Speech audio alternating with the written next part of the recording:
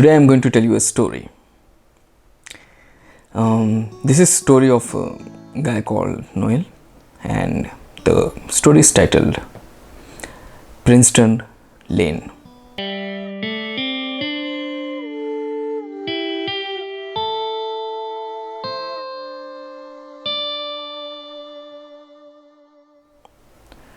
It was a sunny morning.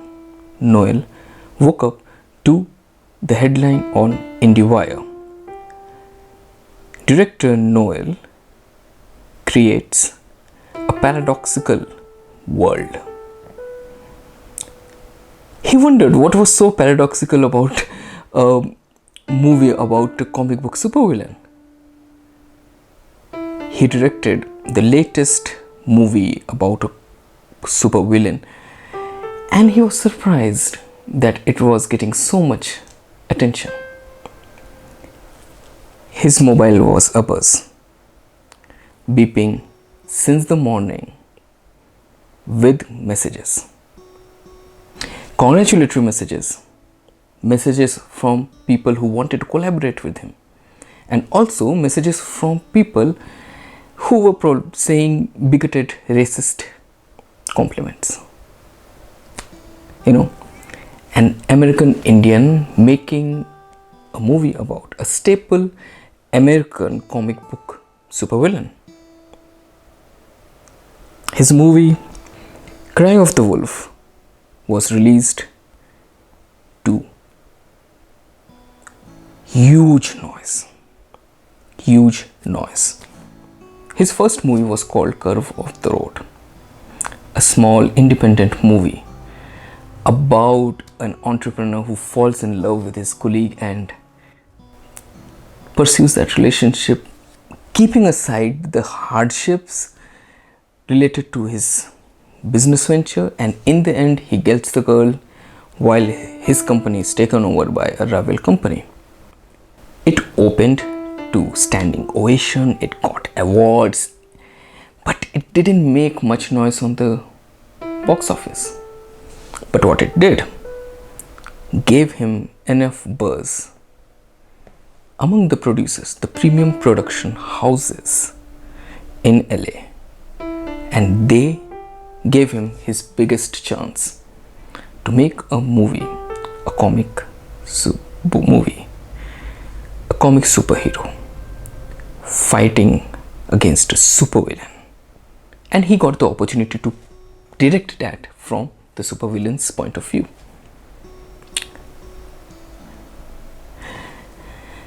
He kept aside the mobile. He went into a shower. He was going for a very important public relations meeting, and his phone buzzed.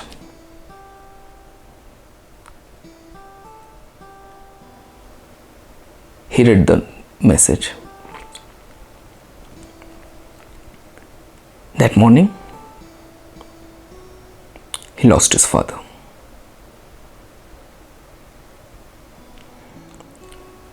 A few days later, he was at his house in Princeton Lane. Princeton Lane is an area very close to the university, the namesake university. And the house at the end of that lane was made by his father, Madhav Shastri. As he walked through the house, he remembered all the memories he had from his childhood, the good, the bad, the moments when he realized what he really wanted to be, and that evoked strong emotions in him.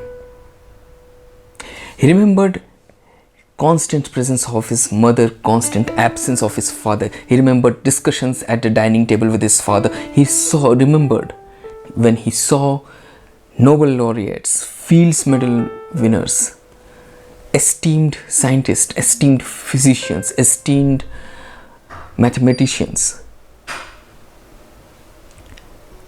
sitting next to his father, talking about mathematics and the new ideas which were changing the world, talking to him while enjoying the South Indian delicacies made by his mother. Everything came in front of him. He sort of saw everything, and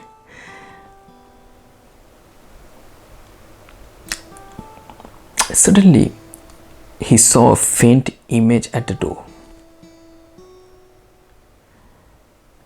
There was a woman, a bispectacled woman, wearing a very conservative coat, which was not an unusual thing in that area. But he wondered who was there since his father was no longer there. He opened the door and he saw a funny big bag.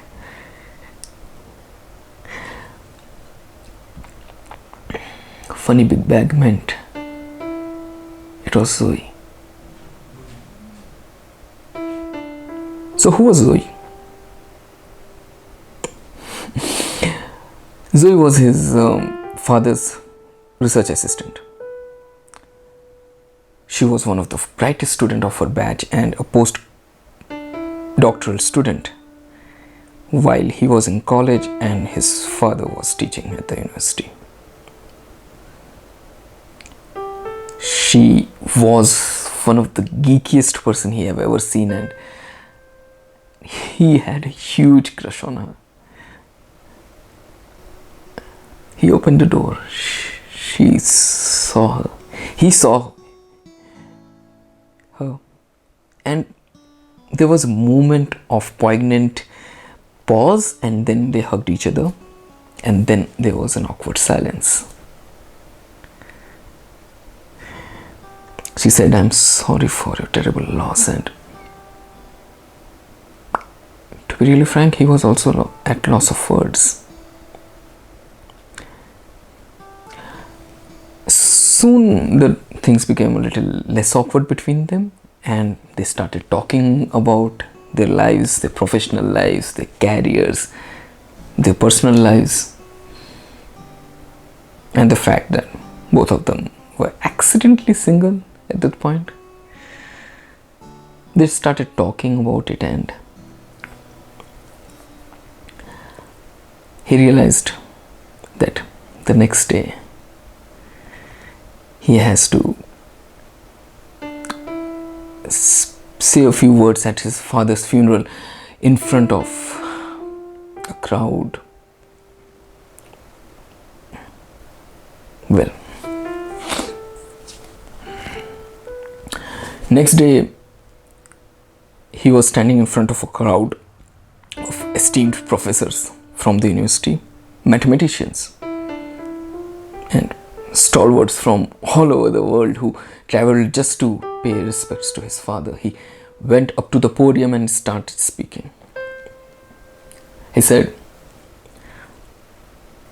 "My father, who was arguably one of the greatest mathematicians of our times. His work on impact of mathematics on the anthropology and how it drives different economies affected the world so much that it changed the entire field of knowledge. The theories he created, the theory my father literally created, are still used in different countries, and they developed their public policies around those theories."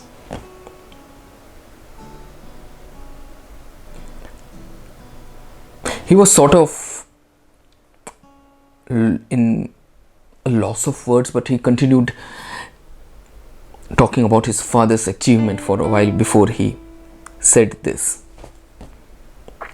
"But despite of my father being one of the most successful mathematicians of our time, my father was a shy person. He was a shy South Indian man who was trying to find himself in this new world. And all along, throughout the journey, the one person who was with him was my mother. And after she died, he was all alone. He struggled alone. In death, probably they are united, and probably they still are that weird South Indian couple in Princeton.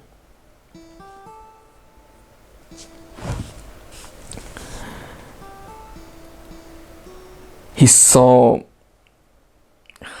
Zoe standing at the back of the entire crowd, waiting for him. He looked at her and she said, "Let's go." And they decided to walk back to home. And as they walked back to home, she asked,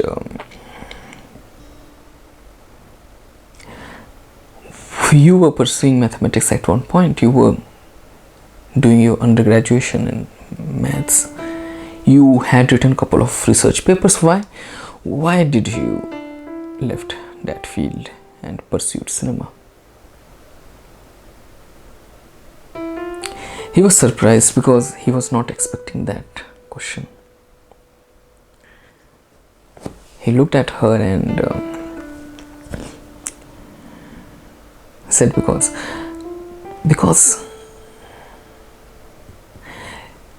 I was my father's son. When I published my third research paper, the first thing people said that, "You got it easy, kid." You know what they said this next? The second thing they said was, "You're not as good as your father." Everything became about me being his son. Everything became about how my father's achievements are going to define my life, my career. It pushed me away from the field I loved so much, and I couldn't afford to carry it forward. So he looked at him and brought up this question: "Do you regret anything?" Noel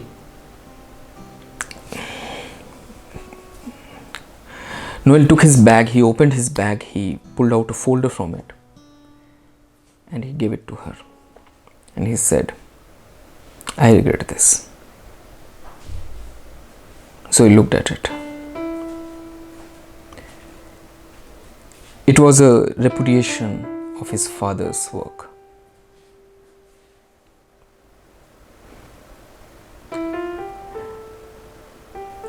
She was at loss of words. A few weeks later, Noel was sitting in front of Professor Arthur. Professor Arthur was a colleague of his father and was one of the most respected mathematicians in and around the town. Professor Arthur was also the first person to review his work, the repudiation of his own father's work. Once Professor Arthur would approve it, Noel will present it in front of collegium of elite mathematicians over and over across different locations, and only after a certain degree of recognition his work will be appreciated and considered material good enough to be pursued. So Professor Arthur looked at him and asked, "Kid, tell me one thing. This is going to take years. This is going to take years. Sometimes paper like this takes decades to be recognized to an extent where it can make any sense for academicians. You will have to go to different seminars. You will have to present in front of numerous people, so many people. You will be surprised how big our community is. So tell me one thing. Tell me one thing. Why do you want to leave your lucrative career at Hollywood and become one of us?"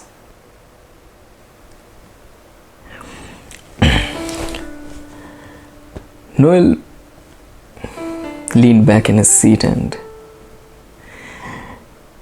thought about the moment when he shared that file with Zoe and her reaction on face. He said,